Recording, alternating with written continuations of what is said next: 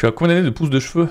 Je dois être à 3 ans de cheveux là. Un peu plus, peut-être bientôt 4 ans. Le texte c'est les couper souvent. Les cheveux? En vrai non. Genre couper les pointes pour que ça repousse bien et tout, c'est comme les plantes quoi, tu coupes que si c'est cassé. Mais les cheveux de toute façon c'est génétique, c'est tout. Moi je me végétalise. Mais vous savez que c'est normal. Il y a un truc qui s'appelle la mature hairline, les amis, faut arrêter de flipper. Qu'est-ce qu'une ligne de cheveux mature? Tout d'abord, commençons par comprendre ce qu'est une ligne de cheveux. Le bord de vos cheveux où ils cessent de pousser, généralement sur le front, et ce n'est pas non plus quelque chose de statique. Tout comme le reste du corps, une ligne de cheveux normale évolue avec l'âge et n'est généralement pas une source d'inquiétude. La génétique et les hormones sont les principaux facteurs de changement de la ligne de cheveux. À l'adolescence, les gens ont généralement une chevelure complète, ce qu'on appelle une ligne de cheveux juvénile. Vous pouvez savoir si vous avez une ligne de cheveux juvénile si vous plissez votre front et que votre ligne de cheveux atteint le sommet du pli. Une ligne de cheveux juvénile est généralement arrondie sur les bords et rectiligne sur le front, tandis qu'une ligne de cheveux en cours de maturation aura un pic au milieu et un creux sur les bords. D'accord? Je répète cette phrase, elle est très importante pour tous les gens qui filent de la calvitie. Une ligne de cheveux juvénile est arrondie sur les bords et rectiligne sur le front, comme ça, à peu près. Tandis qu'une ligne de cheveux en cours de maturation, c'est vous, aura un pic au milieu et un creux sur les bords. Un creux sur les bords. Ligne de cheveux en cours de maturation. Entre 17 et 30 ans, c'est vous. Pour la plupart, certains, c'est plus vous. La ligne des cheveux mûrit généralement dans le cadre du vieillissement normal. D'accord? Donc jusqu'ici, ne paniquez pas. Si vos cheveux vous donnent ici des creux, je les ai moi-même. Vous voyez, ça, c'est normal, ce n'est pas la calvitie. La calvitie, c'est un phénomène dans lequel vos cheveux poussent en beaucoup moins haute densité et surtout poussent faibles, cassants, qui arrive aussi à plein de gens, évidemment, mais le fait d'avoir des zones sur vos tempes qui s'éclaircissent, c'est normal. La calvitie, c'est si vous commencez à avoir, là, ici, par exemple, ça s'éclaircit un peu, que les cheveux devant commencent à être un peu, vous savez, un peu les cheveux de bébé, quoi, vous voyez.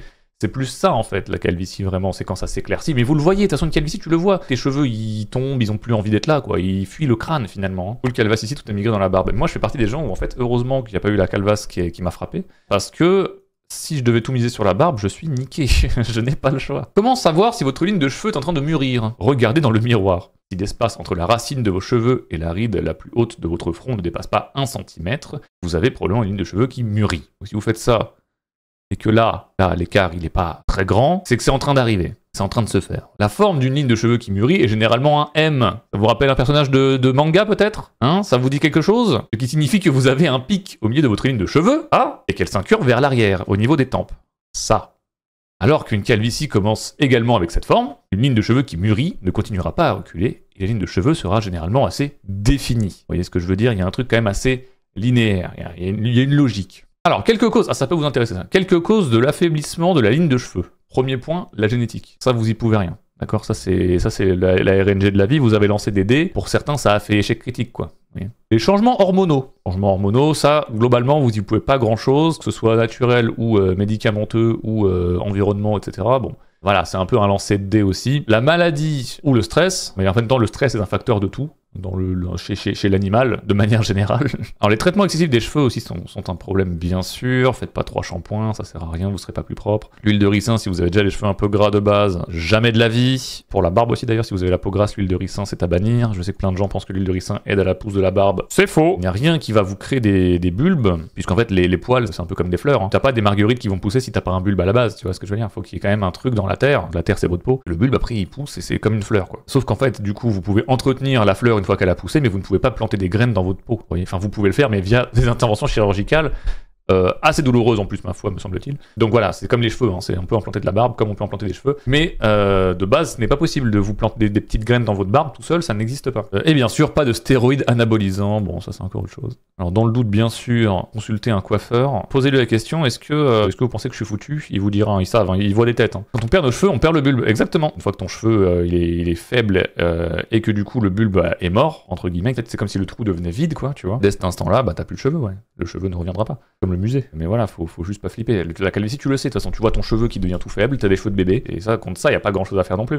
Et après, de toute façon, dans tous les cas, si vous n'avez pas envie de porter le crâne saillant, comme on dit, il y a les implantations de cheveux qui se font. Alors bon, on parle beaucoup de la Turquie, parce que la Turquie s'est un peu spécialisée là-dedans, et que c'est globalement moins cher, mais ça existe aussi en France. Est-ce que Nekfeu a raison quand il dit que mettre des casquettes rend chauve? Très bonne question, excellente question. En fait, mettre des casquettes ne rend pas chauve en soi. Néanmoins, ce qui abîme le cheveu, c'est la friction. Ça marche aussi avec les bonnets, ça marche aussi avec les perruques. Pareil, le fait de se tirer les cheveux... Alors, calmez-vous.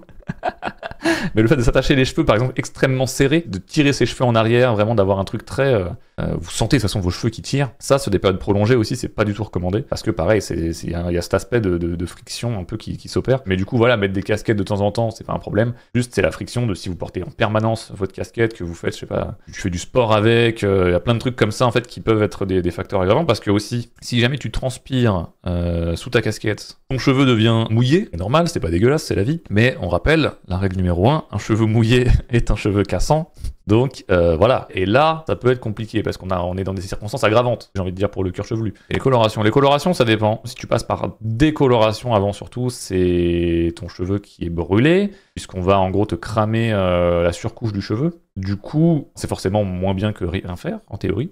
Mais si tu en prends soin et que ta nature de cheveux est faite pour, et que tu as des produits de qualité, en vrai, les colorations, ça se fait. Mais il faut le faire bien. Tout simplement. Petite leçon calvasse, histoire que tout le monde arrête de flipper. Bien rappeler aux gens qui paniquent de la calvitie que dans 80% des cas, en fait, c'est simplement leur ligne de cheveux mature qui se met en place et que du coup, la calvitie, c'est encore un autre problème. Donc voilà.